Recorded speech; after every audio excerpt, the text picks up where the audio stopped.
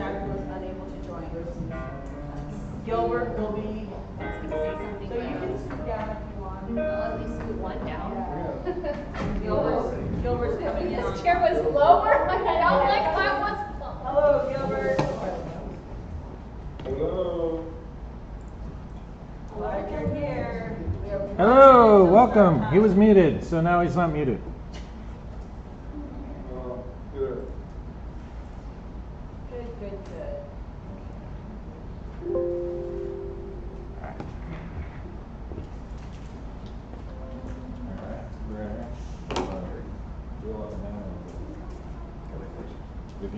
Okay. We're live. Thanks for turning it off.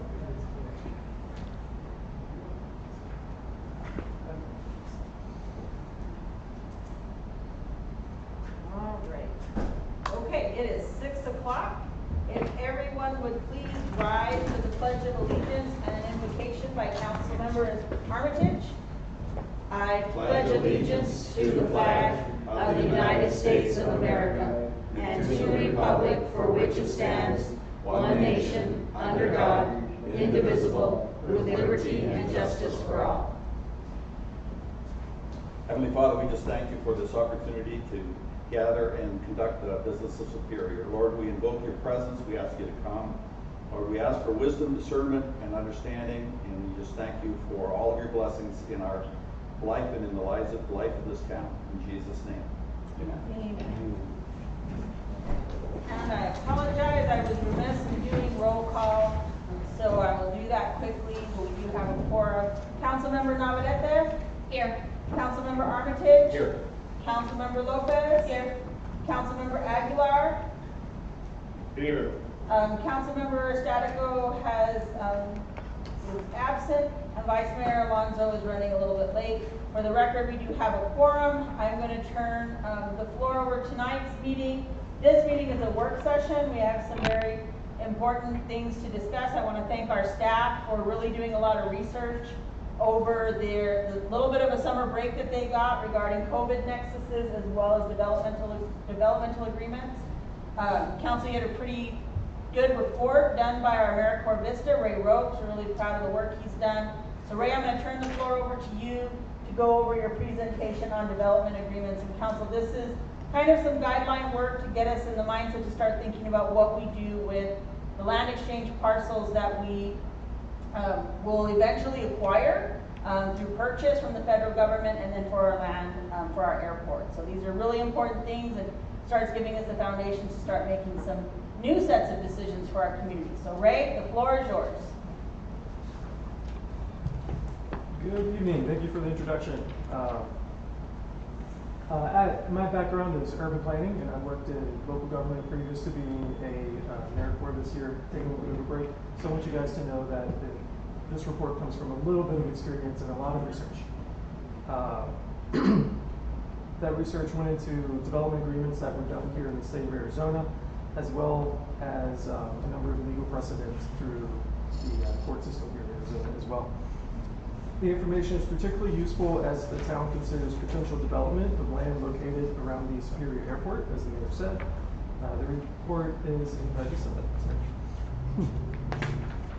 on the screen. There we go, it works. On the screen, this map shows particular properties that we're talking about located around the airport. You can see the airport there in the middle. This land became available for development through the recent annexation and a forthcoming agreement between Resolution Copper, the Tonto National Forest, and the town of Superior for likely the town to obtain ownership of these properties. These properties provide the possibility of tourism, commercial, industrial, or distribution uses, along with some minor opportunities for residential. It should be noted, however, that there's a significant grade change over the area, and only certain portions may be appropriate for certain development types. It should also be noted that the properties do not include access to infrastructure, such as power, sewer, water, or paved roads in most locations. And keeping in mind the lack of infrastructure and the large size of the area, the town may consider the implementation of a development agreement once a potential developer actually does come forward. The State Code of Arizona establishes and defines the power of local jurisdictions to negotiate and enter into development agreements. A development agreement is a voluntary contract between a local jurisdiction, i.e. the town, and a party who owns or controls the property within the jurisdiction. Agreements can take place in two instances: when a developer owns a property outright, or when a developer actually rents the property from the town or buys the property from the town. The agreement details the obligations between the town and the developer and specifies the standards and conditions that will govern future development of the property. Although agreements are voluntary, once made, they are binding on the parties and their successors. Agreements assure developers that regulations or certain other local requirements will not change as the project is planned and developed, which could be some time. In exchange, the developer agrees to constraints on what will be built and a future framework for both parties to negotiate the details of the actual development plans, addressing both private and public concerns. Constraints might include uses that are not permissible above and beyond, that's including zoning or master plan. Design features may be required as well, such as retaining certain environmental qualities or certain aesthetics. Who pays for what infrastructure and what time that infrastructure is constructed is established in the agreement, including the option that one party will install the infrastructure. I'm having trouble saying infrastructure tonight. One party will establish the infrastructure, another party will pay for it at a later date or through installments. Since the agreement is a legally binding document, that agreement for payments is legally enforceable in court. Local incentives can be established and detailed in an agreement, and the cost-benefit analysis for the incentives provided during the agreement review process as well. Details on incentives will be provided later in this presentation. And lastly, project timeline and milestones can be established, and what happens once the milestones are reached is established, usually the next phase of the development. Remedies may also be established for failure to reach certain milestones, which could include, for example, delay or reduction or removal of payments. Further, if milestones are missed, the agreement may stipulate reversion of ownership back to the town or revocation of previously approved development plans. So they have to come back to the table. The Arizona State Code and legal precedent of various court cases form a clear and specific role for agreements, help to protect jurisdiction and taxpayers from unequal arrangements, and ensure that taxpayers are represented during the final approval process. There are several items to be considered during the negotiation and approval of any development agreement. We're going to go through a couple of the important ones tonight, but the report details further. Number one, decisions regarding a change in zoning or change to a master plan that is required for any potential on-site development cannot be preordained and must be considered through their normal, legally required process and on their own merits without consideration for a development agreement. The legally required process of notification and public outreach must be maintained as well, although it can run at the same time as anything going on with the development agreement. And agreements often include language such as the town will undertake any required rezoning process in good faith and with best efforts to complete in a timely fashion. That ensures that nothing unusual might come up in the process created by the town, but also leaves room for the requirements to actually go through the process. Further, zoning is established as an exercise of police power, and the police power cannot be contracted away. As such, the agreement should include a reserve of the governmental entity's police powers, such as building inspections and protection of safety, health, and welfare. Number two, while agreements are voluntarily engaged by both parties, the agreements become binding on both parties once they're signed, once they're recorded, and once the start date happens. Both parties assigned to heirs are bound by the agreement, including future town council and staff, as well as future owners of the property that the development agreement covers. Number three, future land use decisions are also required to follow any development agreement once it's been engaged.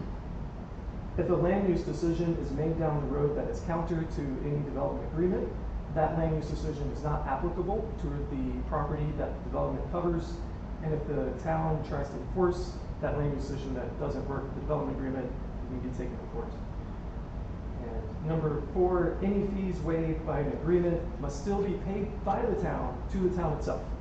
A little bit unusual, but that means whatever department normally receives a fee that is waived must still be paid from a separate fund from the town. Despite these constraints, there are several opportunities and benefits to the agreement. Number 1, negotiations between the town and developer over what will be built and how can allow the town to request items that would not otherwise be allowed through the typical land use entitlement process, often called exactions. Number 2, limitations on uses and final design may be applied above and beyond the typical review process, as mentioned before, and environmental, aesthetic, etc., items like that. Number 3, negotiated benefits can come in the form of a community benefit or payment that is outside those directly impacted by the development. That could mean libraries, schools, parks, infrastructure, or public access to the facilities that are to be constructed, it's like a pool or a gym. Number 4, the process for development review and entitlement is established upfront, reducing the possibility for uncertainty for the developer, which is the primary driver for the developer to engage in these agreements. The developer can lock in as well any zoning, land use, and other town requirements at the time of agreement, rather than it being changed down the road. Number 5. I think we lost Gilbert again. All right, I will dial back in. Every time I heard it turn off. Gilbert, are you? Yeah, he's gone. Our phone disconnected. I don't know why, we have the best connection, I don't know why it keeps disconnecting, so. Welcome and thank you for choosing freeconferencecall.com. You're helping people around the world communicate for free. Please enter your access. Thanks for that, Todd. Helping people around the world. Thank you. Access code or phone number you have dialed is incorrect. Please check your credentials and try again. If you are the host, press star now. Otherwise, please wait and you will be joined into the conference. Hello, Gilbert, you still there? Please announce yourself. Gilbert, are you still there? I'm back. Okay. I was just couldn't dial in. All right. It's our end, so you probably don't need to dial back in. The phone seems to be dropping, so if we notice you're off, we will immediately dial back in. That's another thing we have to watch.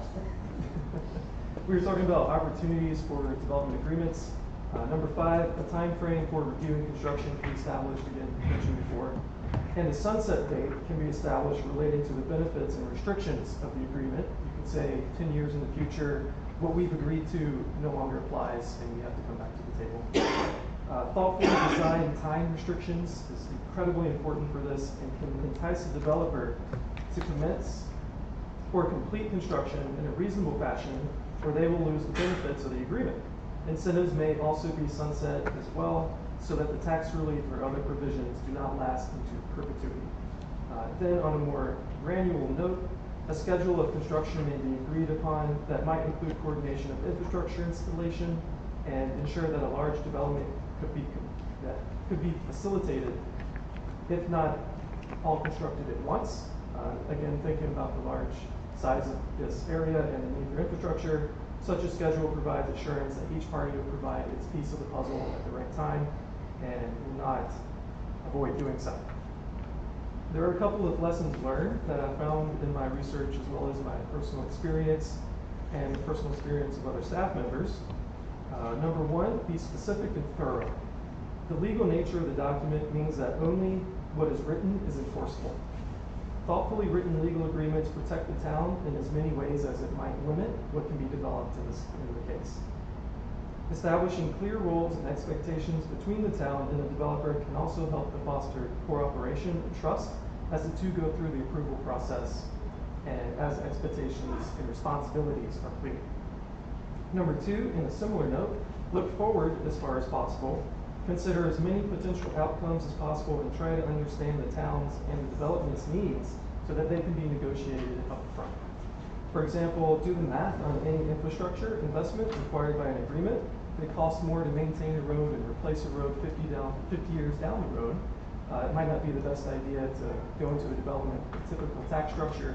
You might want to negotiate for something that makes that more sustainable. Number 3, establish upfront what goals the town will maintain, how those goals will be measured, and what benchmarks are required for success. Successful construction of the project is always a good place to start, but there can always be other considerations, including the number of end users, the number of actual tax dollars received from retail or something like that, or provision of other public benefits like a gym or a pool or something along those lines. And 4 and 5. Development agreements offer a unique opportunity to create consequences for developers if they do not meet established goals and milestones.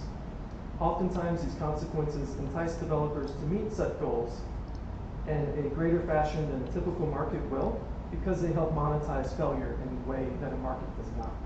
If construction is not completed by a certain time, then development rights could be revoked or the property reverts back to ownership to the town. This allows the agreement to protect the town from being locked into something that no longer works and allows the town to replace a failing developer, God forbid, even if we hope that will never happen. For example, sometimes developers go into bankruptcy, economic downturns force the property to sit undeveloped for decades, or delays in construction go on for so long that the original agreement is no longer beneficial. Establishing appropriate timelines and not overly long sunset dates can help protect the town from all of these things, and always avoid doing agreement in perpetuity. The lack of incentive in a perpetuity agreement leads to a number of failure of quality services. And on a more granular note, again, establishing several milestones during construction and negative consequences if they are not met can help keep projects on schedule. Breaking payments up and tying them to milestones of completion is especially effective on town projects or town properties leased for development. An example would be if roads are not completed by a certain date, especially after completion of the buildings around them, then future phases of development will not be allowed to move forward, or the developer is legally responsible for construction costs of those roads if they go over the initial bond amount due to inflation, due to the long amounts of time that the developer waited to do it.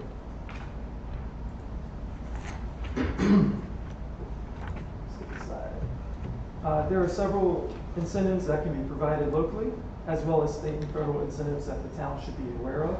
Number 1, tax rebate incentives. These would be any waiver, exemption, or other tax reduction to the normal municipal tax rate that an individual developer would pay.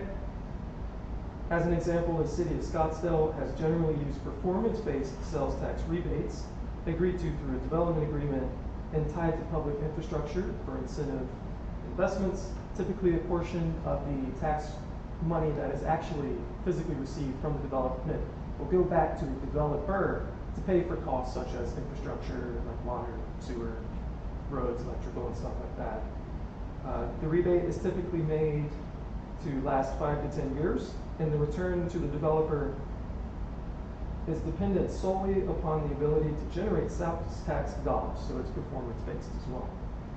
It should be noted that tax incentives cannot be applied to retail establishments in the Phoenix Metro due to state legislation, which the town of Superior is considered to be within.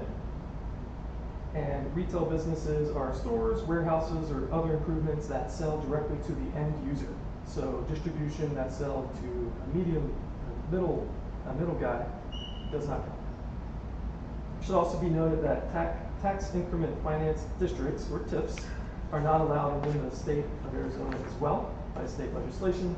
TIFs are legally tying tax income to pay off a loan that has been borrowed against that tax income. However, to replace that, the local government property lease excise tax, or GIPLET for short, I'm not going to say that more than once. Arizona code establishes the property tax rate for private entities if they rent a property from a town. These rates are often less than the typical town or typical property taxes that would be paid and would be considered an incentive. Governments, through a development agreement, will assume ownership of a property for an agreed to amount of time, and then at the end of that time, the property reverts back to ownership for the private entity, and over that time, the taxes are reduced, their property taxes. Areas that have been established as a blighted area, which the town of Superior has been declared previously through town council action, also have a further reduced tax rate. So it does become a pretty powerful tool. It should be noted that income from incentive property tax must still be routed to the appropriate end users, such as school districts or the county or other users. It doesn't all go to the town. State incentives. There are several incentives provided by state level, the most pertinent being the Quality Jobs Tax Credit that provides tax credit for each new job in certain categories, and if a business makes a minimum investment within the state, that goes to state income tax. Job training grants that reimburse up to 75% of eligible training expenses for employers creating new jobs within the state. The Renewable Energy Tax Incentive Program provided to companies in the renewable energy industries that locate to Arizona, and the Commercial and Industrial Solar Tax Credit Program, which provides a tax credit for providing solar facilities on actual buildings. We lost him again. It's like I hear him like patting around. This is gonna be a fun night. No.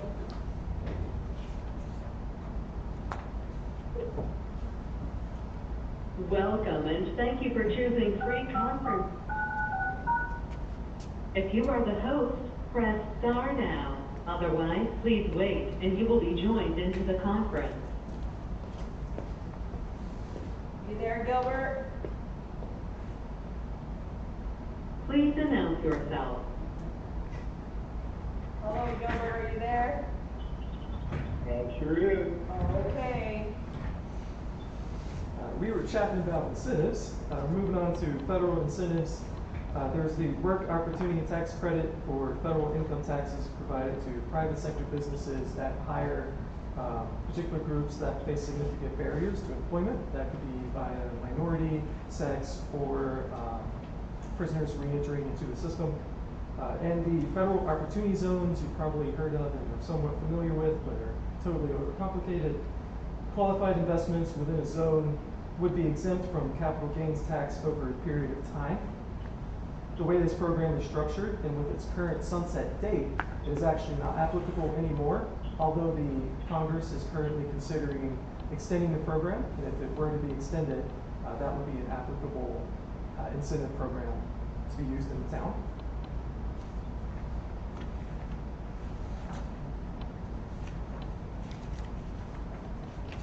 There are also legislative and legal limitations to requirements on the provision of these incentives. The incentive must be proportional to the public benefit that is received via giving the incentive. A third-party firm must also calculate that benefit as a requirement by the state and the courts. And the benefit agreement must spell out and establish during the review process those particular details and particular detail. Indirect benefits must not be included in that consideration. You can consider retail tax on-site. You cannot consider retail tax off-site, as they're much harder to calculate. And only direct benefits can be considered, such as public use of any development facility, as I've been saying, a pool or a gym. Those are actual examples.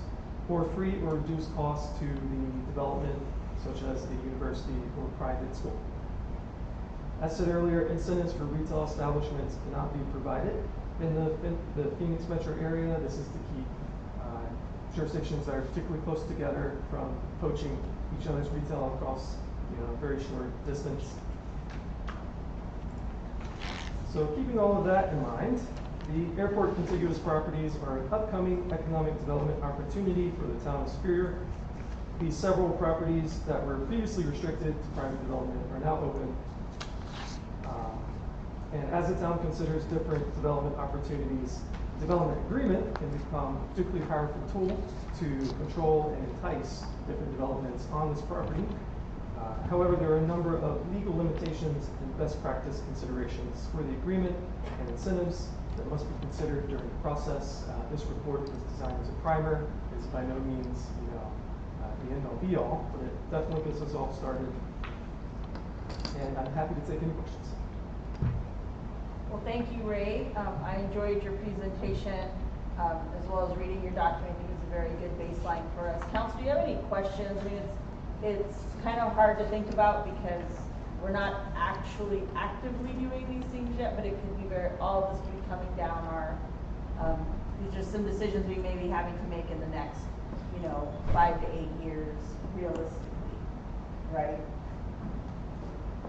This is, I had asked Ray originally to do this because this may be more on our horizon, a little closer than the 5-year window. If the land exchange properties happen, we do not have the funding available to immediately develop the infrastructure to make them usable. And that's going to probably necessitate a development agreement to make that happen. So we don't want to go to a lot of trouble to acquire these properties and then just leave them to sit there for the next 30 years. So a development agreement is going to be absolutely necessary. And there's so many different forms of them and so many different ways we can do it.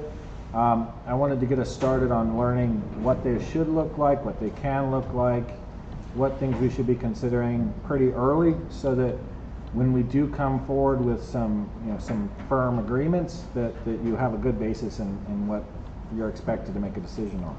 So this is just an informational item. I would also comment that Ray did all the work on this. It was excellent work. He did run it by both our attorney and by Ioana Mofesis just to make sure that it's both legal and on good economic development footing. So this is a very well vetted report, and again, it's just more informational than anything else, and we're not expecting anyone to act on anything, but when we do bring it forward, if the better understanding you have of it, the quicker it's going to go. And one of the things that Mr. Pryor and I have been discussing is that obviously we haven't had a council retreat. We were going to try to have one, and things have been a little crazy, and I think we're very close in some of our discussions with resolution on having some timelines on which we can act on purchasing the lands. That is one of the caveats to the way the land exchange is written, is that we don't have to wait for the draft EIA, for the record of decision, for the town to actually purchase their properties. So some of this could be coming down the pipe very soon, and maybe after the first of the year, or maybe before the holidays, even to facilitate a retreat so we can have a little bit more visioning. And of course, in parallel, we're also working on our general plan. So those are very important, and I think overall we had a very stellar response online to people participating in that. And I know Councilmember Armitage just feels some comments from people that don't want to see chain businesses in our downtown, but wants to see them further out on the outskirts of town. So these discussions are coming, and we're the fortunate council to be able to probably shepherd this and work this through. So it's a good time to ask questions of Ray, or thank Ray for this very detailed work, because we're very thankful Todd didn't have to do it. So, yes. I don't have any questions, but thank you. It was very informative. Very good. I was just wondering, is there a chance to get a copy of your presentation? I can give you my copy here. Not just I think it's in the Dropbox. Oh, that whole thing is? Everything I said is not in the Dropbox, but I can provide it to you. Okay. And please, it's very similar to what's in the report as well. Thank you. please do give a copy to the clerk, just for the record. Okay. All right. Well, and without any further questions, Ray, thank you for your work. I see you all the time doing stuff for us, and I think this is a good fit for you. So we're glad you're able to bring your resources to us. So thank you. Happy to do so. Thank you. All right. Our next big discussion, council, is our American Rescue, our ARPA Relief and Rescue funding that we're receiving from the federal government. I'd like to kind of recognize a comment that the League of Arizona Cities, we're very fortunate for the size of our town that our manager and our staff were able to really navigate this and make this happen. In a meeting I was at with the League of Cities and Towns, they really extended themselves to help some of our sister small towns make sure that they access this money, because a lot of our smaller communities were going to they didn't know how to access it nor had the means to do it. So I think it's really great that a town our size was ahead of the game, and we didn't need the help from the league, but the league did come out and make sure that every single night, all 91 cities and towns were able to access their federal money. So I think that's something to be acknowledged, and we're really appreciative of our relationship with the league. So as you all know, there has to be COVID nexuses to how we're going to spend our money. Todd has been briefing council collectively along the way. You'll see in the Dropbox today, we dropped some additional information, some existing grant requests that have already been asked for, like from the Chamber of Commerce, and some of the ways that we can use this ARPA money to fill in for our public safety, our police costs, and whatnot. So I think you've all read the Nexus. Todd, I don't know if you want to kind of go over everything, or council, you just want to go straight to questions and answers. Go ahead, Todd. Just go Okay. through it quickly. Just real quickly, to read the spreadsheet we sent out, we did send a revised one today. It had, on the right side is, I had Ray go through all of the guidance that we have been given thus far, and I had proposed these general things that I thought met the guidance, and he went through the language and tried to pull the actual language from the document and write a nexus for it.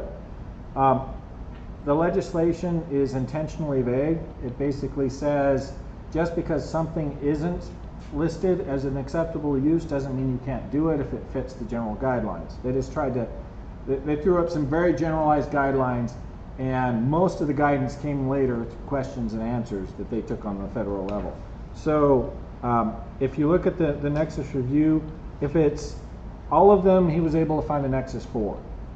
The stronger the rating, the higher the rating it has. Like for instance, general plan, it's maybe justifiable under the nexus, but it has a really low direct justification that we can point to and say this is absolutely accepted. The ones that say high, generally it means that there's a direct reference in the language to that sort of program, and we can do it quite easily. But there is a nexus for every one of these. So you could choose from this entire list. Part of the strategy for breaking it down like this is that we don't have all our eggs in one basket. So if the Fed comes back later and says, oh no, we didn't mean that, you can't really do that. It's not a big enough hit that it damages us in any significant way. So each of these programs is, the largest ones I think around $60,000. And the total grant allowable is $530,000 this year and $530,000 next year. So, and we have until, we don't have to spend it all out in fiscal year 23. We have until December 2024 to spend all the money. So we have an additional half year past this window to spend any money left over. So I have left us some flexibility and left some of that money in the bank. And now that I've done my speech, I'm open to any questions and discussion on this.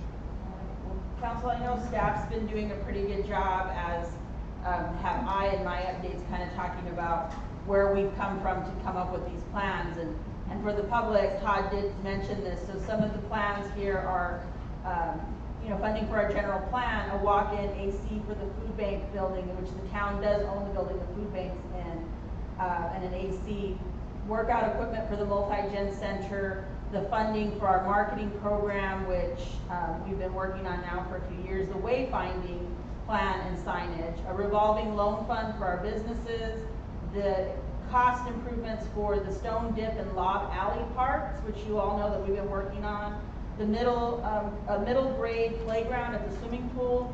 The current playground is really for littler kids. We want something for our older children. The EIC furniture and computers, workforce training equipment for the shop area of the multi-gen, nonprofit assistance grant loan program, so we could operate a program there. That's where we would potentially put in the funding for the chamber, which obviously was the first organization to be hit very quickly with the COVID issues. The Boyce Thompson Arboretum, the planning that needs to be done there for their water and sewer. We also had a suggestion to do some home improvement loans, a very small amount, So Rebuild Superior can maybe help people that don't qualify for other federal programs, and then the makerspace equipment. Then of course there was the police impacts. So now council, it's really up to us to discuss and ask questions of our staff. We can field some comments from the public. This is an open work session, but I know staff would really like us to, when we go to our regular meeting, vote on where we want to focus on these things, so that way they can get to work on spending this money and making the purchases, so we can stay within that 2-year or 3-year time frame of spending the money. And to be another clarification, if it does lead to, did we lose Gilbert again? Oh, maybe. Sorry. Sorry, everybody. I'll finish my clarification after you that one.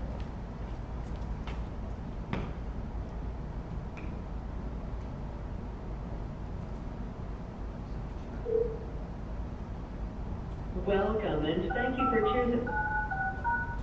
If you are the host, press star now. Otherwise, please wait and you will be joined into the conference.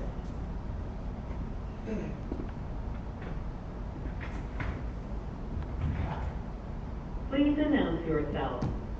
Hello, Gilbert, it's us. Hello. Hello. All right, Gilbert, what was the last thing you heard? Going over All the expenditures, the and that's all in your packet. I was going over it for the public. Do you want me to reread them for you? No, I've got it here. Okay.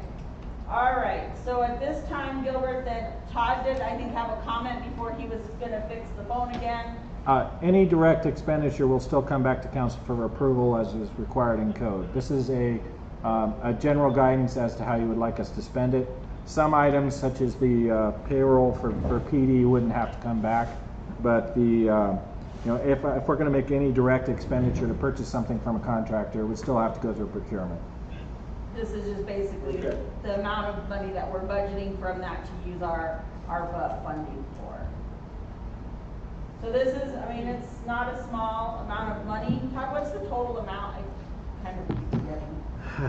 At the bottom of the spreadsheet, you'll see the totals. It's $530,694 per year for the next 2 years, and we have until December 31, 2024 to spend it all. So I only listed the first 2 years, but we actually can spend some of it in the third year as long as it's done before halfway through the year. So Todd, I wasn't able to get to accessing the Dropbox today because I didn't know we had put anything new in the Dropbox today. So I think I have one from the original one. So there's, I have references on my spreadsheet for the police employees to address COVID impacts. Can you let me know what those are? Oh, perfect.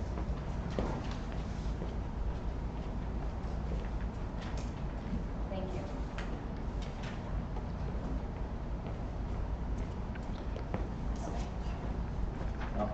Okay, one more page. Yeah, one of those days. Yeah. That's the latest updated version that has all of the corrections and all of the analysis added to it. The previous one didn't have as much information added, but Ray and I continued to work on it after that. So my first question is on the general plan. It has a low rating. Wait, so one is highest priority, or is it the reverse? Is this ranking based on what you think they would allow us to use the funding for? No, this is the ones that I felt were the highest priority expenditure. Okay. The analysis to the right is how good of a tie-in to the legislation it has. So I thought it was very important, but it doesn't tie into the legislation. Part of the confusion with it was it would be an allowed use for the previous COVID money, and we had decided to use it there. So we started that action. And then, as you're familiar with the way our general fund works, any money left in the general fund at the end of the year becomes HERF money. So we carried over a year with this project, so we're still supporting this out of the general fund. If we could use ARPA money for it, that would help relieve some of the pressure on the general fund. Right. If we can't, then we can't. Like I said, this one is, I'm gonna consult more with the accountants and look for more guidance, and then we can decide before the end of the year whether or not we put this one against the ARPA money. I think it's probably gonna be likely we're just gonna have to pay for it out of the general fund.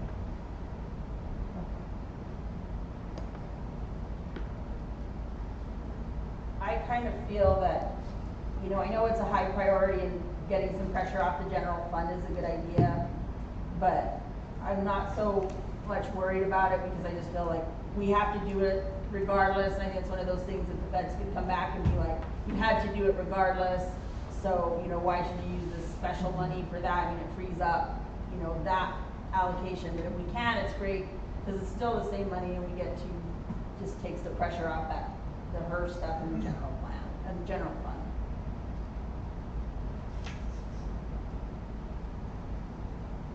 I mean, we're very fortunate that this money, it does have a lot of flexibility and it really fills in a lot of the issues for the multi-gen center and development there. So that's kind of a good plus. It gives us, we're not going to be out there looking for other grants or things like that or donations for the fixtures and things like that. So. Can you provide an example of the revolving loan fund? The revolving loan fund has COVID restrictions. So if there is a business in town that has had to delay, they will have to write their own COVID nexus and apply to us through a grant fund. It would have to be reviewed and determined that it meets our understanding of the legislation. It can be used to expand outside dining. It can be used to make repairs that were delayed during the pandemic. It can be used to shore up the travel, tourism, and hospitality industries due to the revenue losses. So there's a pretty broad thing we can do for it, but it isn't just allowable for someone to, I want to add a third floor on my building without a COVID nexus. It has to be tied somehow to a COVID impact. So, but it's a loan. So that business would have to pay it back? Yes. But we're receiving the grant money. So that's Right, and then loan. as long as the money stayed in for the same function and continued to fund that function, we could do that. We could also decide that instead of doing a revolving loan fund, we could do it as a grant. That's an option. It isn't a ton of money, so it won't be. It's going to be helping small projects, but it's not going to be the doing major remodels of a business in town. And there are, we obviously couldn't bring out how these revolving loan programs work, but there's good evidence of them from other small economic development organizations, working with the USDA, and even in one of the conversations we've had at Rural Policy Forum. Enacting the fund this way would obviously even create a mechanism so in the future we could add to that revolving loan fund. And they're kept very simple, but yet there is a repayment process in all of them. You probably have to work with a secondary partner, but until council kind of gives us a yay or nay on it, we can't really, it's like doing the work to get all the details put together is, a lot. But there are. Yeah, I definitely feel there's probably a need, and I'm not opposed to it, but I'm thinking of it from the administration side, like who administers it. Yeah, I just say, if you make it a revolving loan, and it has to have a COVID nexus, and it keeps revolving, you're gonna run out of COVID nexus. Yeah. My suggestion would be, make it a grant, run it like, as a business owner, I got a grant that came from the town, that was administered by Local First.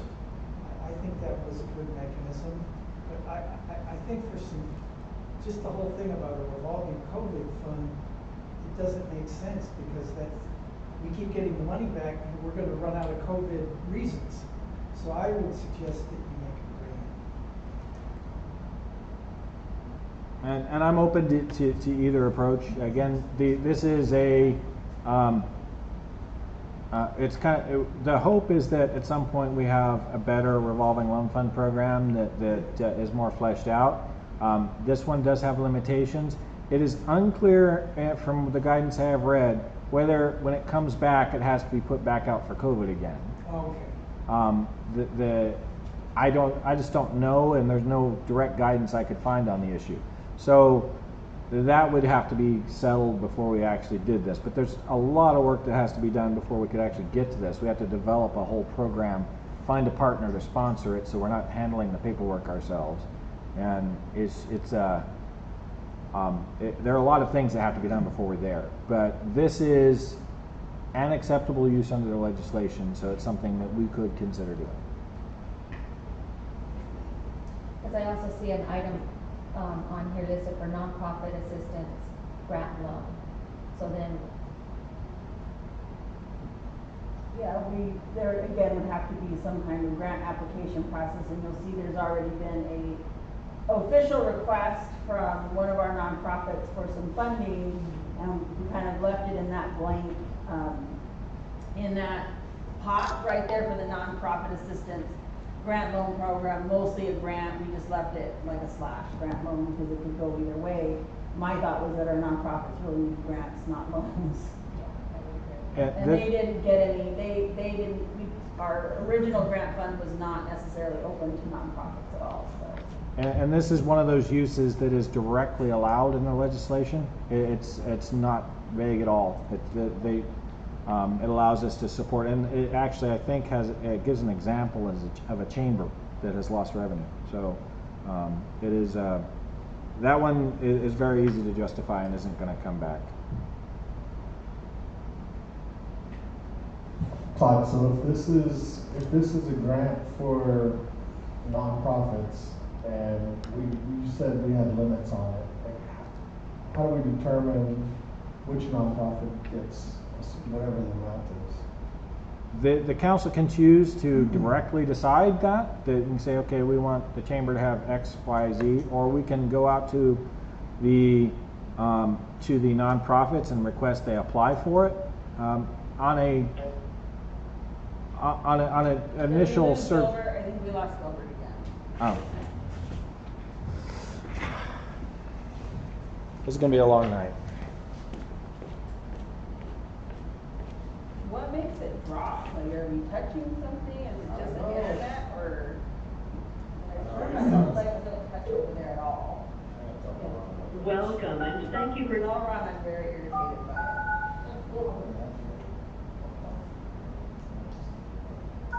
no, If you are the host, press star. like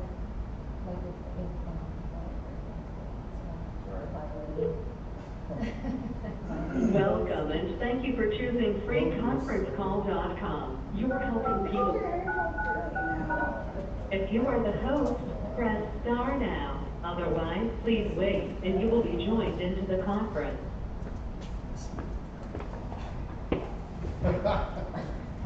I mean, I would think that Please announce yourself. I'm here. All right, we're here too. Thank you for your patience, Gilbert. for the nonprofit grants, in my opinion, we would have to, if this is something we're going to use these funds for, like, we would have to advertise. I mean, and open it to all nonprofits. To me, it wouldn't be fair to just say, okay, we're just giving it to this single nonprofit. And we would need to, probably enhance that fund. And, or like Todd mentioned, we could, if council so wished, we could also make a direct allocation, because as you see in Ms. Vanderson's request, there is like some direct tourism things. Like, we could separate that and still create a nonprofit fund that, I'm sure the Historical Society, I'm sure, the Optimist, any of those groups could probably use some resources if they so chose to apply. The chamber situation's a little different because, they can actually put forth a work product like managing the booths and the visitor center, hosting the events, and, there's some direct, a scope of work that can be established. So we could separate that out, or we could leave it into a competitive, grant fund for nonprofits, and then boost up that fund. But those are some things that council needs to give us direction on. Yeah, I think that would be a good idea to separate. To separate and just do a direct allocation to the chamber. So we need to, can staff keep track of these notes, so when we go to vote, we kind of know what council's wishes are. We've got 10 minutes in this work session. So in regards to the chamber's request, kind of hearing that we want to, when we come back to vote in the council meeting, we're going to separate that from the nonprofit assistance fund and separate that as kind of a tourism COVID nexus work product and funding to the chamber. And then how are you feeling about all these other things as far as what we're doing with the funding? So when we get to the agenda, we can keep discussing more when we get to the regular session. One item I would suggest dropping from the list completely is the makerspace equipment. The justification for it's quite low. We can look for another funding source for that. Okay. So makerspace equipment, we'll drop that. And there's another loan item on here, home improvement loans. So how would the administration for that work? Like, would you give it to a nonprofit to administer, or that's something that Todd is gonna have to administer? No, I'm not going to get in the business of home improvement loans, but we have a very good partner in Rebuild Superior that's already doing that. And they have an existing program that they identified a need previous to this opportunity, that they have some of the Fed grant sources. Getting a Fed grant, I can tell you from experience, is a heck of a lot easier to say than to do. So a lot of these people fall through the cracks of the Fed program. And they may still have significant need, and they may be people that we want to help. And they may be people who have been impacted by layoffs and everything from COVID. So giving it to Rebuild and allowing them to vet that kind of takes us out of the picture. But then again, the individual, it's a loan, so they'll have to repay. Yeah, go ahead. Yeah, so I'm involved with all of that. I'm the treasurer for Rebuild. So, for instance, the USDA does a 20-year loan at 1%. You're almost giving a $7,500 loan to fix up your house. You're paying $35 a month. So it's a low, very low interest rate, but you're paying something back. I mean, that I'm a firm believer in whenever possible, don't just give money away and try to get matching funds where you can. But just to add to what Todd was saying, there are all sorts of people that really have need in their houses that they do not qualify for the federal grants or the federal loans. And to confirm with what Jim is saying, this small amount is $10,000. And one of the things that as Rebuild's gotten into, and I think even the work that the Copper Corridor EDC has done, is you find people that have gaps. They need $1,000 because to replace the swamp cooler in the house, you have to do 3 more things to get to that point. And there really isn't any middle ground funding for that. And one of Rebuild's missions is to build upon. We don't have to call it, it's one of those things, we don't have to call it a loan. We can say we want to, invest $10,000 into the Rebuild Superior's, housing repair fund that they are also collectively going after and raising additional dollars for. So they have that money to fix a roof, or I know both Ms. Robigo and Mr. Shank have worked on projects where they have $6,000 to do a roof, but the person also needs 3 more things that are another $3,000, and there isn't access to that funding. So this would give them that flexibility. Again, not administered through the town, but Rebuild would have to have reports back to the council on what they're doing. This is also another item that it can be viewed a different way. Instead of us doing a home improvement loan, this is a grant to Rebuild, a nonprofit, to administer a home improvement loan. And once we transition the grant, we're done with it, we don't have to worry about it anymore, we just have to make sure that Rebuild is performing based on the contract we use to transfer that money. Yeah, I struggle reconciling that we're giving loans, but we're being given the money. Yeah. And I don't disagree with that. I'm fine with loans. Our economic development professionals who advise us always say that it's much better to do loans because they incentivize people to actually do something with the money. So they're not just taking the money, pocketing it, and moving on with their lives. They have to, they have to get profit from that so they can return it to on the loan payment.